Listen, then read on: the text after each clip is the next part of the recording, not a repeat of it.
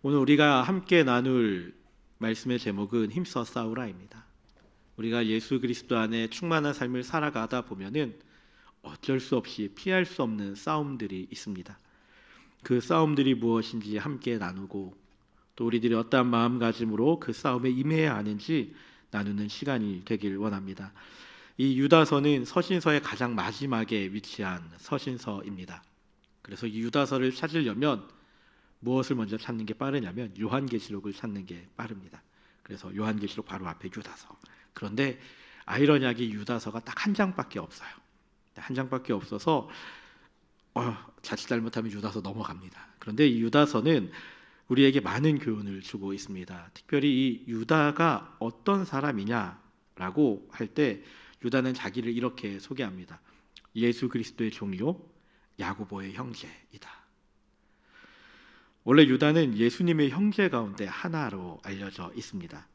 뒤에 나오는 야고보도 예수님의 제자 야고보가 아니라 예수님의 형제 야고보입니다. 특별히 이 예수님의 형제 야고보는 초대교회 당시에 예루살렘 교회에서 굉장히 많은 활동을 했던 지도자였습니다. 그리고 이미 그 이름이 널리 알려져 있었기 때문에 유다는 자신을 소개할 때 나는 야고보의 형제입니다라고 소개하고 있는 것입니다. 그리고 그 앞에 나는 그리스도의 형제입니다라고 소개하지 않고 예수 그리스도의 종이다라고 소개하고 있습니다. 왜 그러합니까? 유다가 나는 예수 그리스도의 형제가 아니라 예수 그리스도의 종으로 살고 있습니다라고 고백하는 것입니다. 오직 예수 그리스도를 위해 살고 죽을 각오가 되어 있다. 나의 유익을 구하지 아니하고 예수 그리스도만을 위하여 희생하겠다라는 굳건한 의지가 나는 예수 그리스도의 종입니다라고 하는 이 표현에 들어 있습니다. 그러면서 이 유다가 이 편지를 쓴 이유, 내가 너희들에게 이 편지를 쓰는 이유에 대해서 3절에 이렇게 기록하고 있습니다. 함께 읽어보겠습니다. 3절입니다. 사랑하는 자들아, 우리가 일반으로 받은 구원에 관하여 내가 너희에게 편지하려는 생각이 간절하던 자에 성도에게 단번에 주신 믿음의 도를 위하여 힘써 싸우라는 편지로 너희를 권하여야 할 필요를 느꼈노니. 아멘. 처음 유다가 이 편지를 쓰려고 마음 먹었을 때에는 구원에 대한 내용을 이야기하려고 이 편지의 글을 들었다라고 이야기합니다. 당시 많은 사람들에게 구원에 대한 편지들을 쓰면서 너희들이 구원의 확신을 가져라라고 이야기하던 내용들이 있었기 때문입니다. 그런데 이 편지를 쓰려고 간절히 이야기하던 차에 믿음의 도를 위하여 힘써 싸우라는 편지를 썼다라고 기록합니다. 당시 그리스도인들 사이에 몰래 들어와 있었던 이단들 때문입니다. 영지주의 이단들을 보면서 이들을 공격하고 성도들의 믿음을 굳건하게 하기 위해서 이 편지를 쓰고 있다라고 그 목적이 조금 변했다라고 이야기합니다. 그러다 보니까 구원에 대한 내용들이 등장하긴 하는데 조금 더 강력한 어투로 그 구원의 이야기들을, 그리스도의 그 사랑의 이야기들을, 우리들이 어떠한 삶을 살아야 하는지에 대해서 고백하고 있습니다. 특별히 유다는 거짓 교사들을 향해서 이렇게 경고합니다. 구약에 3명의 배교자들이 있다. 이단에 동요하지 말고 신앙 안에서 바로 서서 믿음을 지켜라 라고 이 편지를 받는 이들을 권면하고 있다는 것이죠. 그러다 보니 유다서를 읽다 보면은 갑자기 막 심장이 두근두근 뜹니다. 왜 그럴까요? 너무 역동적이에요. 그냥 일반적인 편지글에서 볼 수 없었던 무언가 무슨 이야기를 하려고 하는 거지라는 그 모습들이 나타나고 있습니다. 그러면서 우리들이 그 싸움에 나아갈 때 어떠한 모습으로 나아가야 하는가, 그 싸움에 임하는 자세는 어떠해야 하는지에 대해서 말하고 있습니다. 그것이 바로 힘써 싸우라라는 말입니다. 우리가 잘 알고 있는 유명한 한국의 위인 가운데 한 명이 이순신 장군이죠. 이순신 장군이 전투에 임할 때 했던 말들이 있습니다. 임전무태이죠. 싸움에 있어서는 물러서지 않고 그 싸움에 임하는 자세입니다. 그런데 유다도 우리들에게 너희들이 싸움에 임할 때 이러한 자세를 가지고 나아가야 한다. 너희들 주변에 와 있는 이들이 있는데 어떻게 힘써서 싸울 것이냐에 대해서 이렇게 이야기하고 있습니다. 먼저 잘못된 일들을 분별하라고 이야기합니다. 먼저 기억해야 할 것은 너희들이 잘못된 이들과 싸워야 하는데 그들을 분별하라는 것이죠. 그것들이 무엇인지 분명하게 하라는 것입니다. 어떤 이들과 어떤 부류들과 싸워야 하는지, 그리고 이들이 가지고 있는 특징이 무엇인지 4절에 유다는 이렇게 기록합니다. 이는 가만히 들어온 사람 몇이 있습니다. 그들은 옛적부터 이 판결받기로 미리 기록된 자니 경건하지 아니하여 우리 하나님의 은혜를 도리어 방탕한 것으로 바꾸고 홀로 하나이신 주제 곧 우리 주 예수 그리스도를 부인하는 자니라. 유다는 이들에 대해서 이렇게 먼저 소개합니다. 이들은 가만히 들어온 이들이다. 자신의 정체를 숨기고 교묘하게 그 옆으로 와가지고 우리에게 속삭이고 있는 자들이다라고 합니다. 잘못된 교리를 가지고 있음에도 불구하고 이들이 들어왔는데 너무 교묘하게 숨어 들어와서 너무 자연스럽게 와서 이거 이전에 원래 있었던 사람 같아 라는 느낌으로 이미 들어와 있었다라는 것이죠. 무언가 다른 것 같지 않은 모습으로 내 옆에 언제나 있었던 것 같은 모습으로 슬며시 사이에 들어와서 그들을 미혹하고 있었다라는 것입니다. 이 모습을 보면 오늘날 우리들 주변에도 많은 이단들이 이렇게 들어와 있지는 않습니까? 살아가면서 수없이 많은 이단들을 보아왔습니다. 제가 살던 동네에는 천부교가 있었고, 그 다음에 제7일 안식교회 본부가 있었고, 그리고 그 옆에 몰몬교가 맨날 돌아다녔습니다. 그러다 보니까 이단들이 너무나 많았어요. 역 앞에 가면은 도를 하십니까? 라는 말부터 시작해서 당신의 뒤에 밝은 빛이 보입니다 라는 말과 예수님 믿어야지 구원받습니다 라는 예수 천당 불신지옥의 이 복음의 메시지까지 다양한 소리들이 들어와 있었습니다. 그런데 그런 소리들을 듣다 보면 어떠한 생각이 드냐면 너무나 익숙한 거예요. 이들이 이단인지 아닌지 나도 모르게 너무나 익숙한 상황 가운데 있었다라는 겁니다. 마찬가지로 우리 주변의 이단들은 너무나 익숙하게 우리들에게 다가옵니다. 아닌 듯, 술에 물 탄 듯, 물에 술 탄 듯, 여기 있었던 것 같은 것처럼 몰래 들어와서 슬며시 다가와 있습니다. 그런데 이 이단들이 가지고 있는 우리 주변에 슬며시 들어온 이들의 특징이 있습니다. 그들은 복음을 각색한 이들이라는 것입니다. 우리는 각색이라는 말을 할 때 무언가 좋게 바꾸는 것을 각색이라고 이야기합니다. 그런데 이단들은 각색이라는 말 가운데는 내 입맛대로 바꾸는 것도 있습니다. 글을 쓰는 저자 마음대로 바꾸는 것입니다. 큰 줄거리의 내용은 같아 보여도 그 내용은 달라지는 것이죠. 요새 디즈니에서 나오는 영화들을 볼 때 각색한 영화들이 많이 등장합니다. 처음에 내용은 우리가 알고 있는, 우리가 들었던 동화의 내용인데 그 내용을 보면 달라요. 흔한 예로 디즈니에서 나왔던 영화 가운데 잔혹한 풀하고 있습니다. 곰돌이 풀을 잔혹하게 살인자처럼 묘사한 것들이 있습니다.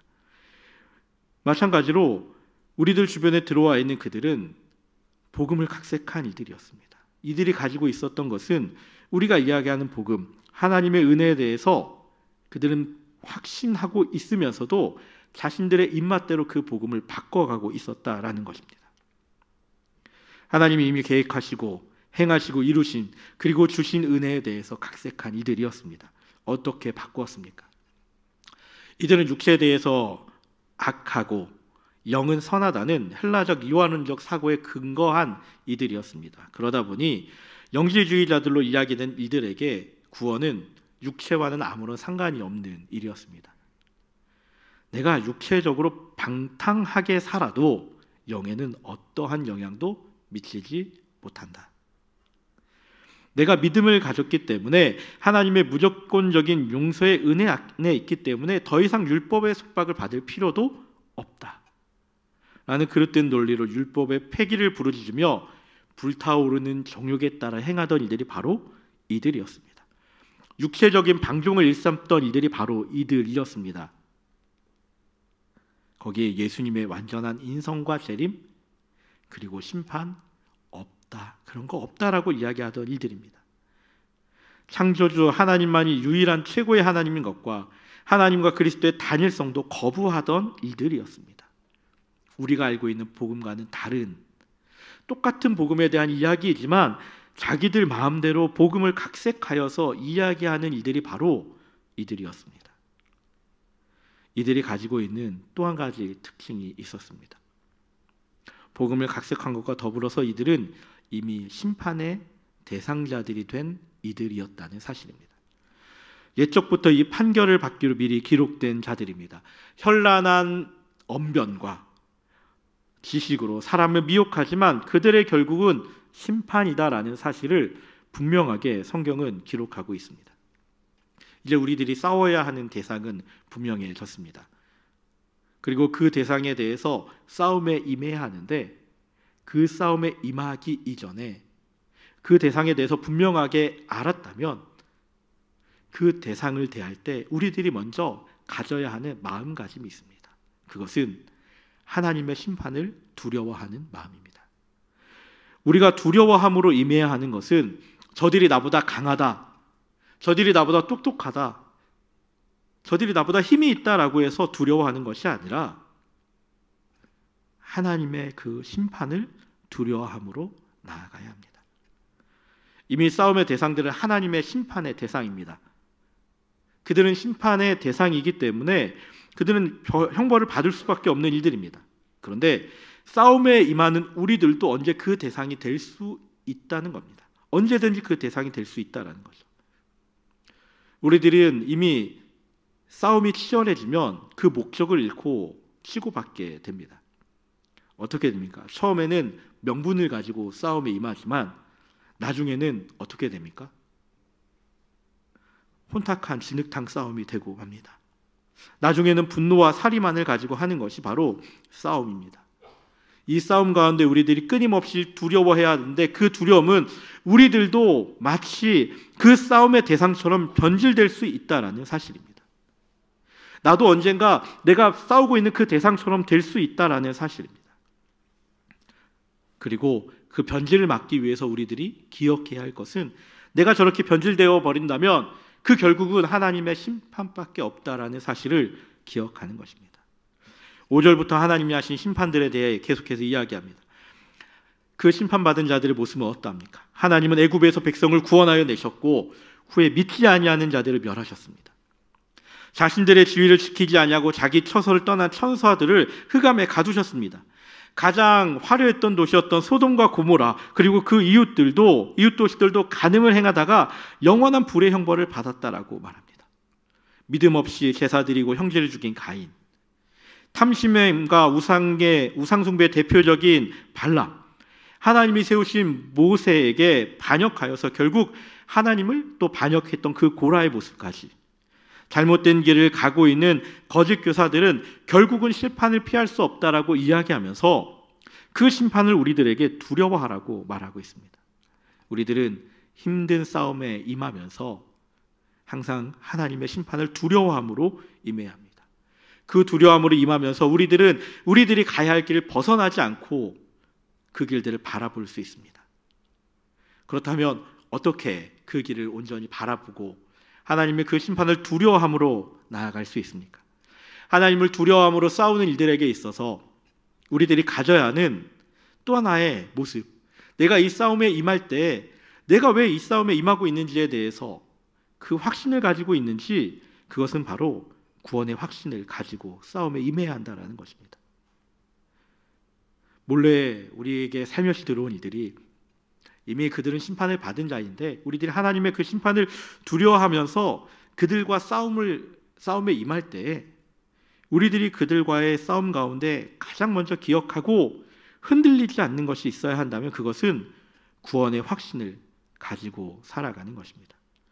이 구원의 확신은 하나님의 심판을 받았던 이들의 모습, 아까 이야기했던 그들의 모습 가운데서 찾아갈 수 있습니다. 가장 먼저 우리들은 어떤 구원의 확신을 가져야 합니까? 어떠한 믿음의 확신을 가지고 살아가야 합니까? 그것은 하나님을 믿는 믿음의 확신을 가지고 살아가야 합니다. 출애굽 당시에 이스라엘 백성들 가운데 수없이 많은 일들이 있었습니다. 하나님을 신뢰하는 일들도 있었고 하나님을 신뢰하지 못하는 일들도 있었습니다. 그런데 그 결국 하나님은 어떻게 하셨습니까? 하나님을 믿지 아니하고 신뢰하지 못한 일들을 심판하셨습니다. 하나님이 우리를 창조하시고 이끄시고 지키시는 분임을 믿음으로, 확신하는 믿음으로 나아가야 합니다. 하나님을 믿는 믿음을 가지고 살아가는 것, 그것이 우리들이 우선적으로 가져야 하는 믿음의 모습입니다. 또 어떠한 믿음의 모습을 가져야 합니까? 예수님을 믿는 믿음의 모습을 가져야 합니다. 너무나 당연한 것인데 우리들은 예수 그리스도를 나의 구주로 믿는다라고 너무나 당연하게 이야기하고 있지만 그 믿음의 확신이 없이 살아가고 있지는 않은지 끊임없이 돌아보고 점검해 보아야 합니다. 하나님의 아들로 이 땅에 오신 분, 우리를 위해 고난당하신 분, 우리 죄를 지시고 십자가에 피 흘려 죽으신 분, 다시금 살아나신 그 예수님을 지금은 하나님 우편에서 우리의 중보자가 되시고 마지막 때에 다시금 오시겠다고 약속하신 그 재림의 예수님을 바라보면서 그 예수님이 나의 구주 되심에 대한 확신의 믿음을 가지고 살아가는 것, 그것이 우리들의 모습이 되어야 합니다. 그리고 또 한 가지가 있습니다. 성령님의 이끄심으로 살아가야 합니다. 성령님은 우리들에게 바른 길을 걷게 하십니다. 최근에 세례 교육을 하면서 성령님은 과연 어떠한 분입니까? 라고 그 문답 가운데 이렇게 이야기합니다. 성령님은 우리의 죄를 알게 하시는 분입니다. 우리가 바른 길을 갈 수 있도록 인도하시는 분입니다 라고 말합니다. 잘못된 길을 가고 있다면 알게 하시고 돌이키게 하시는 분이 성령님입니다. 경건치 않은 정욕대로 행하는 자들은 성령은 없는 자다라고 기록합니다. 오히려 성령님의 이끄심으로 살아가는 일들은 성령으로 기도하고 그리스도를 믿는 믿음으로 살아가는 일들입니다. 구원의 확신으로 살아가는 것, 그것이 우리들이 힘써 싸울 때 사용하는 무기이고 우리들이 진리 가운데 살아가는 삶의 모습입니다. 사랑하는 성도 여러분, 우리의 매일의 삶은 치열한 싸움 가운데 있습니다. 유다는 이단에 대해서 이야기했지만, 거짓 교사들에 대해서, 영실주의자들에 대해서 이야기했지만, 오늘날 우리들의 삶 속에서 우리들이 힘써 싸워야 할 것들이 얼마나 많은지 우리는 알고 있습니다. 코로나19가 이제 끝나간다고, 막바지에 이르렀다고 이야기합니다. 코로나19로 지나왔던 그 시절들을 다시금 돌아봅니다. 그리고 그 이전의 나의 신앙의 모습과 지금 나의 예배 가운데 나오는 그 모습들을 한 번 더 비교해 봅니다. 우리들은 치열한 싸움 속에서 무엇을 잊고 살아가고 있습니까? 이 세상에서 이야기하는 그 많은 대적들과 힘써 싸워 살아가고 있지만 우리들은 어떠한 자세로 그 삶을 살아가고 있습니까? 우리들이 힘써 싸워야 하는 것은 복음을 모르는 일들을 향해서 힘써 싸워야 할 때도 있지만 복음을 알면서도 자기들 마음대로 바꿔버리는 일들도 있고 그것이 이단들이라고 이야기하기도 하지만 그 모습들이 나의 모습은 아니지 다시금 돌아보게 됩니다. 내가 내 마음대로 각색하여서 살아가고 있지는 않습니까? 하나님의 심판을 기억하기는커녕 그래 올 테면 와봐라 라는 마음으로 살아가고 있지는 않습니까? 하나님에 대해서, 예수님에 대해서, 성령님에 대해서 믿는 믿음 가운데 살아갑시다라고 이야기하지만 어느덧 그것은 아무것도 아닌 것으로 내 주머니 한켠에 들어가 있지는 않습니까? 다시 한번 돌아봅니다. 치열한 삶 속에서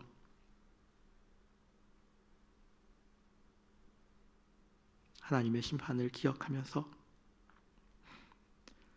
하나님을 믿는 믿음 가운데, 예수님을 믿는 믿음 가운데, 성령님을 믿는 믿음 가운데 우리 곁에 몰래 찾아온, 아니 스며시 찾아온 것들을 이겨낼 수 있는 믿음의 삶을 살아가는 믿음의 성도들이 되기를 예수님의 이름으로 축복합니다. 아멘. 우리가 이런